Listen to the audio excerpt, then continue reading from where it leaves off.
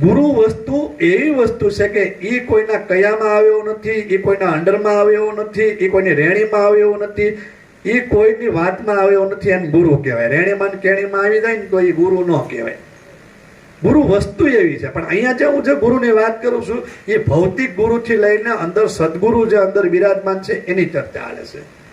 અંદર જે બિરાજમાન છે એની ચર્ચા. પણ એની માટે તમારે પહેલા ભૌતિક ગુરુને અનુભૂતિમાંથી જવું પડશે. હજી આપણે ભૌતિક ગુરુને નથી સમજીએ કે સદગુરુને ક્યાંથી સમજીએ કે આપણી તાકાત જ નથી સદગુરુને સમજવાની. કારણ કે આપણી નિષ્ઠા જે ટાઈપની છે.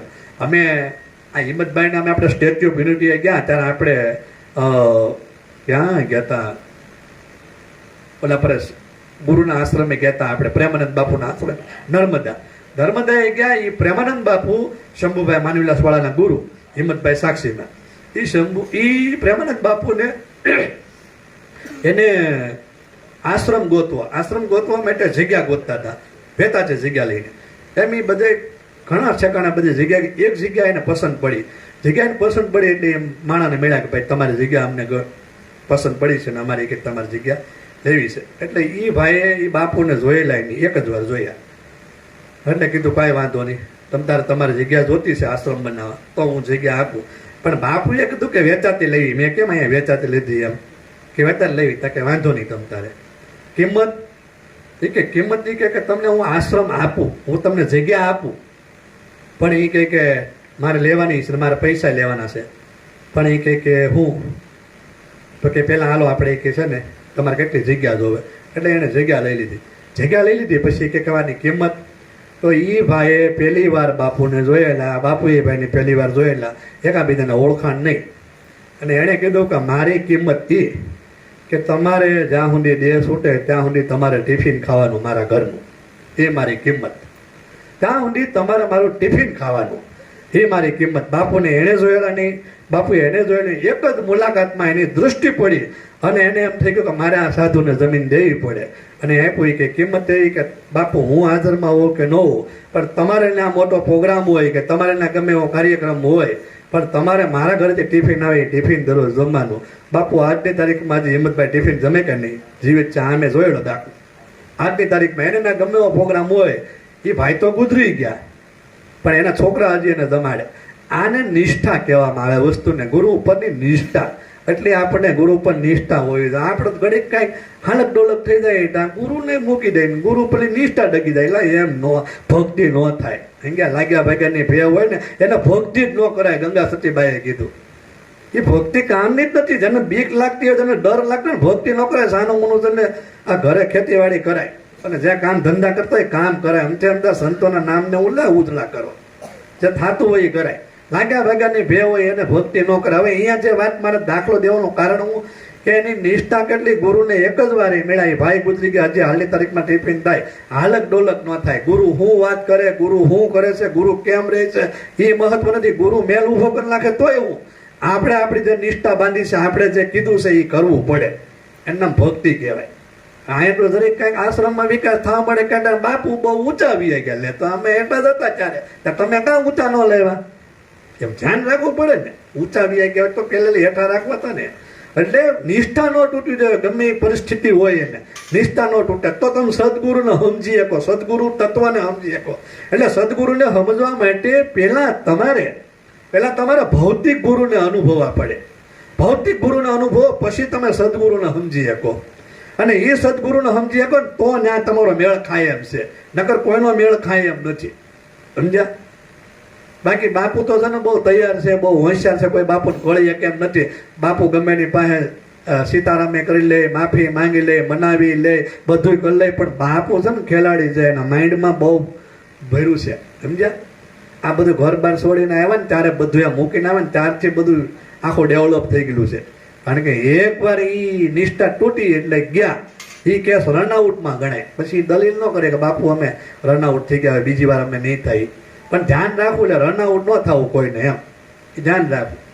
તો આમાં કોઈને પાછું માથે ન લેવું. નકર ઘણા એમ થાય કે મારી ઉપર સત્સંગ કર્યો, એ ડખા થાય. ક્યાં જવું આમાં? એ હવારે કે બાપુએ મારી ઉપર સત્સંગ કર્યો, ક્યાં જવું આમાં? એટલે 7 શૂન્ય ઉપર 1 શૂન્ય છે. લીલા શૂન્ય નિર્વાણ સફેદ શૂન્યની ઉપર એની હંસ કરે પહેચાન. એ જે લીલા શૂન્ય છે એ નિર્વાણ અને મુક્તિ પદની શૂન્ય છે. અને કે સફેદ શૂન્યની ઉપર હંસ કરે એની પહેચાન. એ સફેદ શૂન્ય છે ને એ સમાધિ અવસ્થાની વાત છે. મહાપુરુષો સંતોએ સમાધિ અવસ્થાની વાત કરી. એ સમાધિ અવસ્થાની વાત ત્યારે થાય કે જ્યારે તમે કૈવલ્ય પદને પામો, જ્યારે તમે નિર્વાણ પદને પામો, ત્યારે તમને સમાધિ અનુભૂતિ સમાધિ થાય. હવે ગંગા સતીબાએ બે સમાધિની વાત કરી, સર્વિકલ્પ સમાધિ અને નિર્વિકલ્પ સમાધિ. પણ સાધકના જીવનમાં નિર્વિકલ્પ સમાધિ એક જ વાર થાય. સર્વિકલ્પ સમાધિ ઋષિ મુનિઓ, યોગી, જતી, સતી, સિદ્ધક, સાધક, સંન્યાસી, ભગત બધા છે ને નાભિયથી લઈ અને પ્રાણને દસમા દ્વારા મૂકે એને સર્વિકલ્પ સમાધિ કહેવાય. તેમ ભગવાન શંકરનો મેં દાખલો આપ્યો એમ કે સર્વિકલ્પ સમાધિમાં 12 વર્ષ સુધી વ્યાજ હતા. ઋષિ મુનિઓ હજારો વર્ષો વ્યાજ હતા. ભગવાન શંકર પણ હજારો વર્ષ તપસ્યા કરતા. પણ એ સર્વિકલ્પ સમાધિ. નિર્વિકલ્પ સમાધિ જીવનમાં સાધકને ફર્સ્ટ એન્ડ લાસ્ટ જ વાર થાય, એક જ વાર. એટલે પછી બોર્ડ બધું પૂરું, એટલે તમે સમાધિ નામ કીધું. સમાધિ એટલે સમાધાન. હવે એ જે અવસ્થા જે છે સફેદ શૂન્યની ઉપર એની હંસ કરે પહેચાન, હંસ એની ઓળખાણ કરે. તો કે કોણ હંસ કોણ? તો આ દેહમાં 5 પુરુષ કીધા. મહાપુરુષો સંતોએ આ દેહમાં 5 પુરુષ કીધા. તો કે કોણ? હૃદયમાં પ્રાણ પુરુષ, ત્રિકુટીએ નિરંજન પુરુષ, 7 શૂન્યમાં 1 શૂન્ય છે એમાં અમર પુરુષ, શૂન્ય શિખરમાં અલગ પુરુષ અને સહસ્ત્રસાર ચક્રમાં ચૈતન્ય પુરુષ કે સત્ય પુરુષ જે રમણ કરી રહ્યો છે ને એને. જે આની અંદર જે ગગન મંડળની ગોખમાં નર પોઢો નિરાધાર 3 પુરુષ એને સેવા કરે, રામ, કબીર અને રણુકાર, એ પુરુષ સત્ય પુરુષ એને કહેવામાં આવે. જેનું રામ, કબીર અને રણુકાર એ 3 પુરુષો એની સેવા કરે, એ પુરુષ જે ગગન મંડળની ગોખમાં નર પોઢો નિરાધાર, એ નર છે, એ સૂતો છે, એ નિરાધાર છે, એ સત્ય પુરુષ. એ સત્ય પુરુષ, કોઈ એને હંસ પુરુષ કીધો. એ જે હંસ પુરુષ છે, એ જે સત્પુરુષ છે, એ એની ઓળખાણ કરે. કોઈ એને ચૈતન્ય પુરુષ કહે.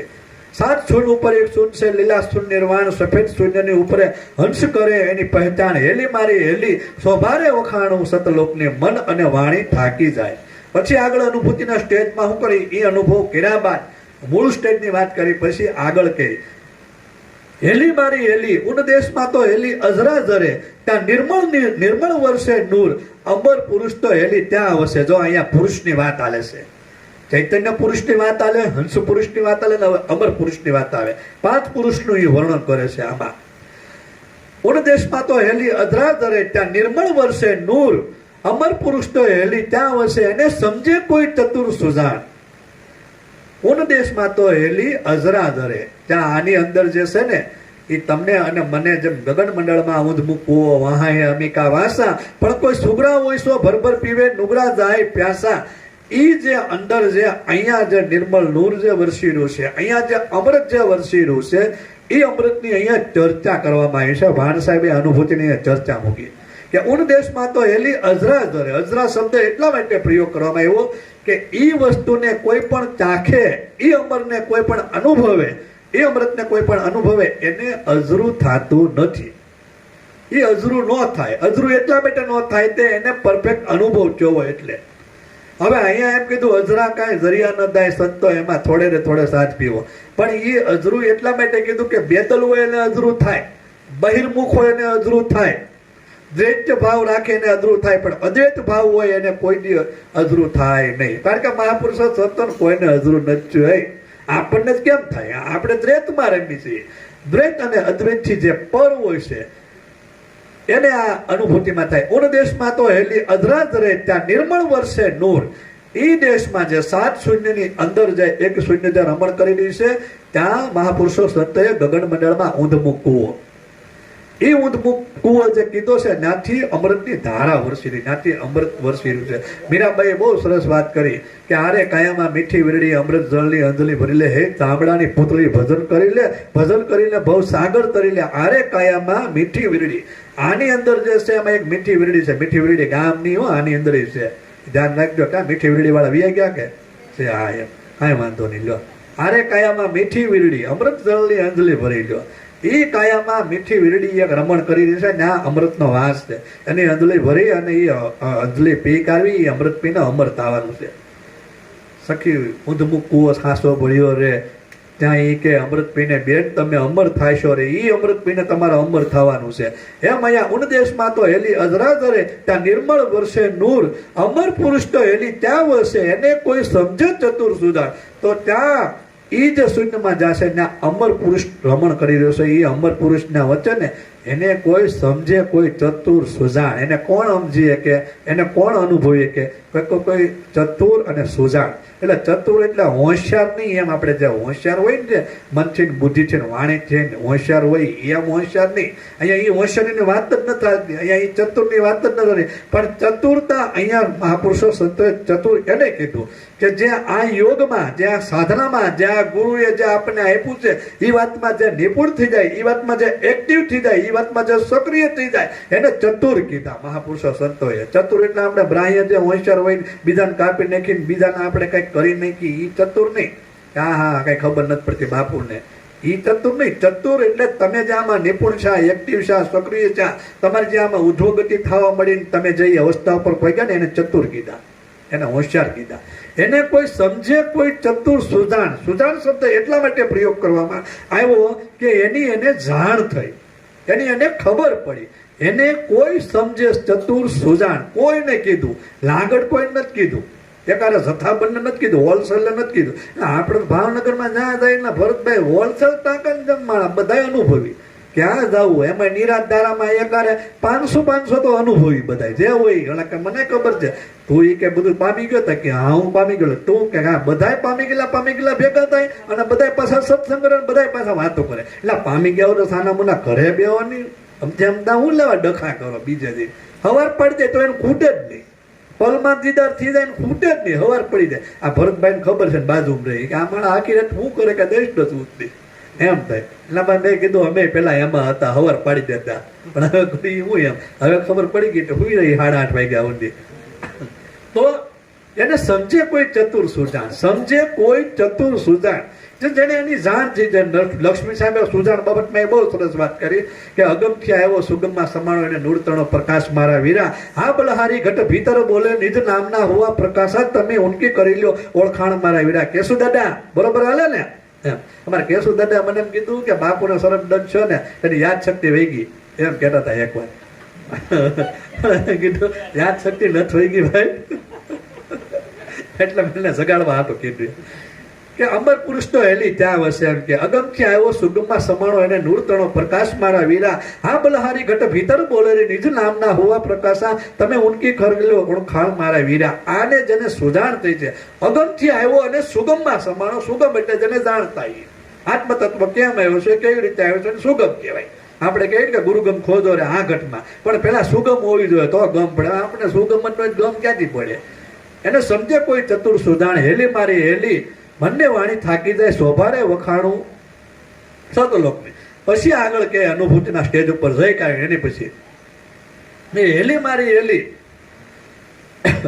4 વેદ તો હેલી ત્યાં ન પહોંચે, 4 વેદ છે ને ઈ ત્યાં ન પહોંચે, 4 વેદ તો હેલી ત્યાં ન પહોંચે.